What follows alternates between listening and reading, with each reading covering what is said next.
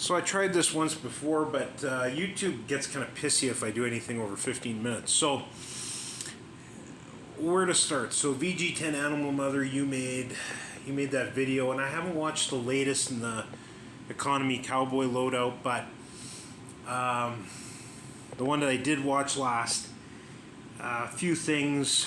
So you were talking with that CCW gun, either the J-frame or the rear LCR. What makes me lean towards the Smith is two things. I feel like there's more holster options available, and also over the last, 10 years, like even before COVID, I've come across a lot of Rugers that had quality control issues. So that does kind of scare me.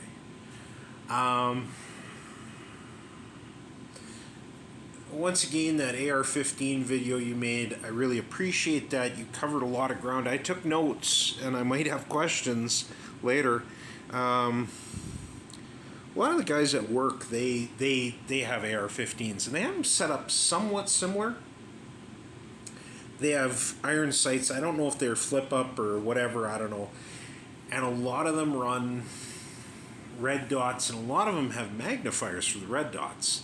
So, I don't know. There's a Vortex red dot that has a magnifier that tips off to the side. I'm kind of eyeballing. I don't know. We'll see. Yeah, there's like one guy that runs a scope, and he's 26, but he's really probably going on 80. He just says, "Oh, I don't trust the new technology and batteries," and then he bitches about commies. He gives me a lot of hope for the future, actually. To go on to your topic of the black powder stuff, I hesitate to say this because this is going to move you, if you listen to it. Maybe not. It to me, it moves it away from the path that you're looking at, but there's a reason for it. I would suggest doing two things: building and having something for trial and error. Okay, so kind of what I mean by this is that, once again, we're talking Dixie Gunworks. Dixie Gunworks has I think it's a Kentucky rifle kit for, I think it's like $430 or $435 or something like that right now, which is pretty affordable. You could buy that kit. That's 50 caliber. You buy that kit, and you can make that into what you want it to be. And it's a good place to try things out. It's a cheap place to try things out rather than buying whatever, a $1,600 muzzleloader and cutting it and whatever, right? Like, you could buy something that's pretty affordable and start messing with it. And you can, I think you're on the right track. You could do all kinds of, brass tack work, and you could probably find a wood burner at a garage sale or a flea market or something. You could do cool shit with that. You could probably do some stuff with like epoxy, how people make cutting boards and that, but you could do it to the stock. That might be kind of cool. Also, you mentioned having a butt plate. You could put a butt plate on it. There's an idea I thought of, and it might work, it might not, but you could take like rawhide or leather or something, right? Wet it, tie it on there tight, and then let it shrink on that little nub you leave on the mare's leg kind of thing. I don't know how that would work on wood. I've wet leather and rawhide and stuff like that and tied it to stuff before and let it dry, but I've never done it like a solid piece on wood like that. That might not work. I don't know. And all the while you do this, you can acquire parts slowly while you're, modifying this gun to kind of see what you like and what you don't like. And you can acquire these parts. And I would go to like Green Mountain Barrels and get a really good proof tested 12 gauge smoothbore barrel, right? And a breech plug and all that stuff. And then you can go surf either Dixie Gunworks or there's another website. I don't know if it's still in operation. They were out of North Dakota or Minnesota. I can't remember. It was called Track of the Wolf. I think it was out of one of those two states. I could be wrong. But there was a website called Track of the Wolf, and they sold a lot of muzzleloader parts too. So that's an option. And you can, both Dixie and Track of the Wolf, you could buy locks and, triggers and stock blanks and you name it, right? And then you could really build something that'd be cool and exactly what you want.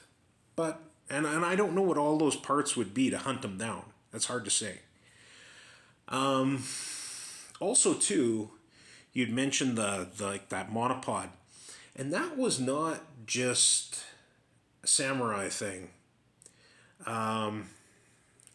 The Spanish did something with very similar with arquebus, something like that. I don't know. You're into history. You know what I'm talking about. I'm butchering up the name. And the way I understand it was that monopod was kind of dual use. It was for steadying the firearm, but when the guns ran dry, I believe that was used for fighting. So you could make that monopod be something that could be multi-use, right? It could be a walking stick, it could be a fighting staff, and it can be your monopod, right? All in one. So, and you could make that out of anything, right? Like you could make that out of wood, metal.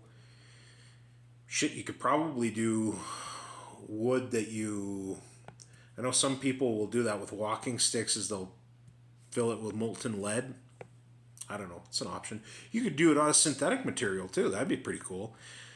You could modify one of those cold steel walking sticks or whatever, and you could have a little piece of antler for the V that you're putting the gun on, or whatever, right? Like you can make it as ornate or as functional as you want.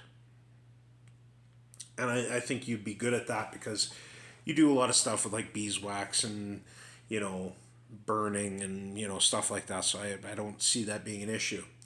You were also mentioning some loads.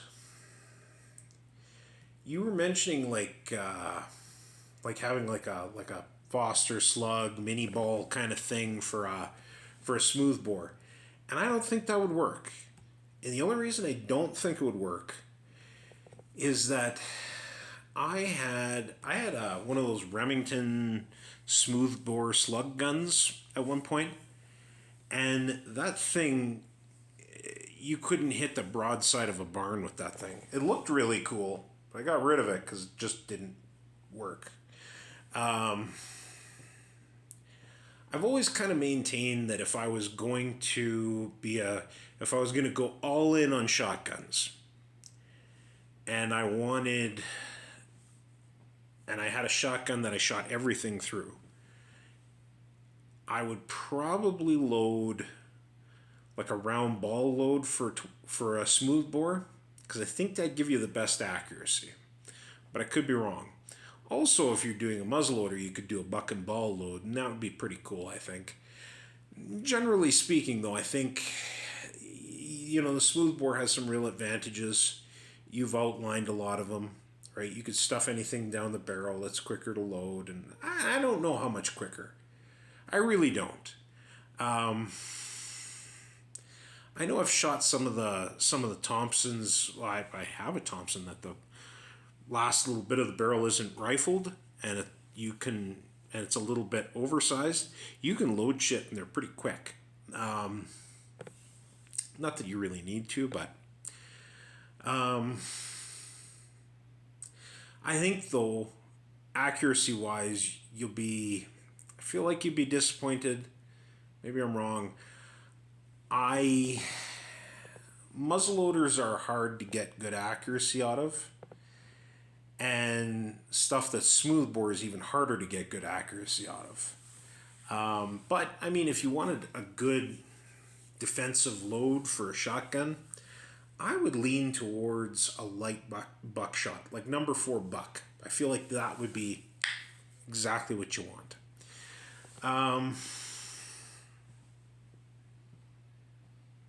Yeah. Oh, and you're probably not going to run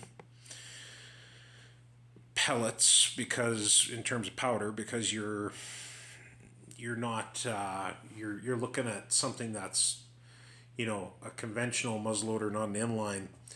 I never ran hot loads. I usually ran in an inline. I liked those white hots. I would put 2 of those in. Each one was the equivalent to 50 grains of powder. I found that worked really well. I know some guys will run 150 grains of powder in inlines. I've never seen the advantage to that. They're not as accurate. They get more of a rainbow trajectory. It's weird. I don't know. I never thought it was something that worked. Even with conventional muzzleloader side locks, I've ran usually around 90 grains of powder. I've ran less if I was hunting small game with it, but so you just play with your powder charge and your projectiles and kind of see what works. Also, too, and I might be preaching to the choir with all this, but see if you could find your patch when you fire it, because if you're burning your patch, your powder charge is too high. And maybe if you wanted to run a hotter load and you were burning your patch, maybe that's an old-timey thing, but maybe you could run like a leather patch instead, but I don't know. I don't really see the point in that. Buck and ball would be kind of cool. It would kind of have you ready for anything, but I don't know how accurate that'd be. But yeah, just some ideas. Chew the meat, spit out the bones. Everyone take care.